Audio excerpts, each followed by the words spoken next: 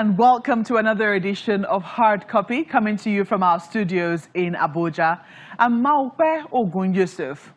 When you enter the words fake news into popular search engine Google, over 800 million articles turn up in less than 1 minute.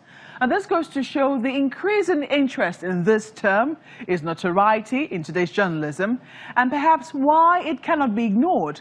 As Nigeria approaches the 2019 elections, one of the trends the Ministry of Information says it wants to fight is fake news. But how feasible is this sort of battle? Now, this week, a team from the Voice of America, that's the VOA, one of our international partners here at Channels Television, visited the country. They were led by Amanda Bennett, who is the director at the Voice of America.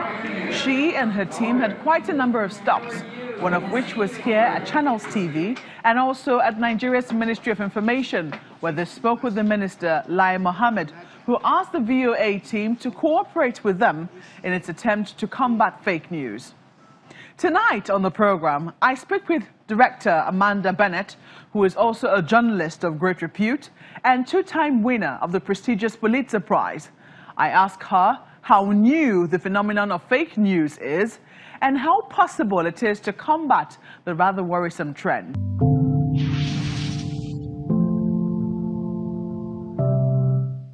Amanda Bennett, welcome to Hard Copy. Well, thank you very much. I'm glad to be here. I hope you found us very warm. I found the people here very, very warm. Interestingly, one of the things that has been going on for a while now in journalism today is fake news. I mean, it's a new buzzword, it would seem. But some people will argue that fake news is not exactly new, it's just won a new name. Do you agree with them?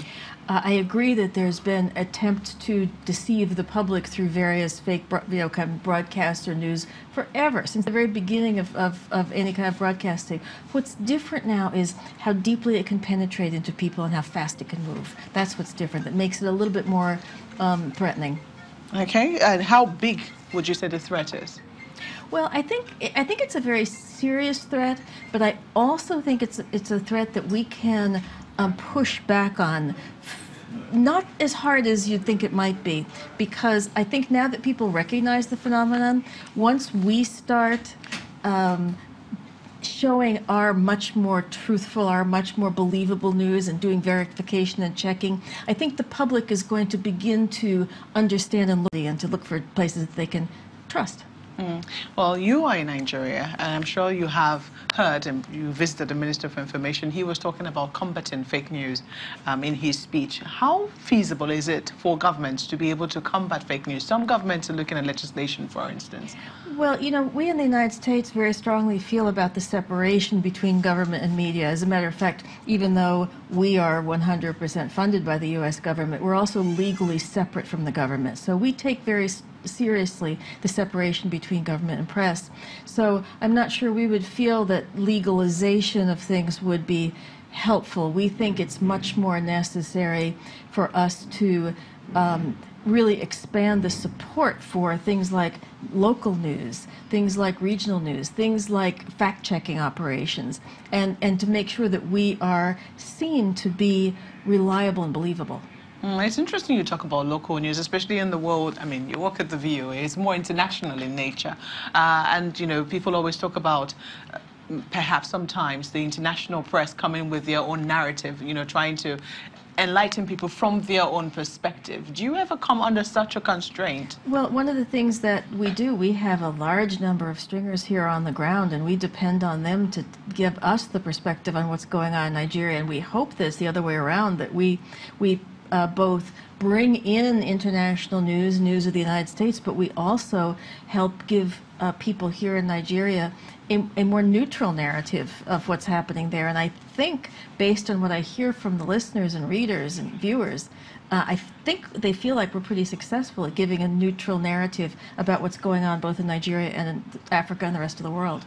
Yeah, but let's talk about, you know, mainstream media now. There's traditional media, and with the rise of social media, some people believe that traditional media is under threat. Do you see it that way? Well, certainly newspapers and that form of getting news are probably under threat all around the world. But I mean, my argument is the only thing that's happened is that there's a new way of distributing news that's faster, it's more immediate, but that the ethics and the verification and the believability and the fairness and balance, all of those traditional journalistic values, the change in the platforms to electronic platforms or digital platforms doesn't change the need for all those traditional values, the mainstream values. Is it making it difficult now to check, I mean, and to enforce those ethics, for instance, in traditional media? So that's one of the things I think that's very different between the mainstream media and maybe a lot of the other new media. We say that there's fast, you must be very, very fast, but you also need to be accurate. And if there's a fight between the two, it's the accurate that wins. If you can't be sure it's accurate, I don't care how fast it is. If you put it out and it's wrong, that's no good. So we do make sure of our accuracy before we put something out. And I think that's a little bit of the difference because, you know, you see on Twitter and Facebook, people are circulating things very quickly without even checking what they're circulating. Sometimes they don't even know what they're sending around. That's what's different about the mainstream media.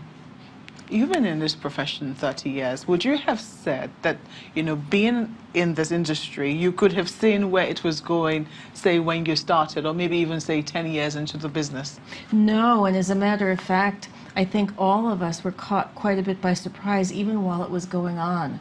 When it started happening, we didn't know what was happening. We thought we were making mistakes. We thought we were doing something wrong. Why are these changes happening? It took us a long time to realize this was really a very fundamental shift.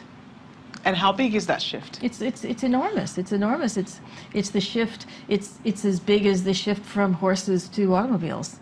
You know, the shift from horses to automobiles really changed the way the world looks, the visually the way it looks, the way people live. This is just as big as that.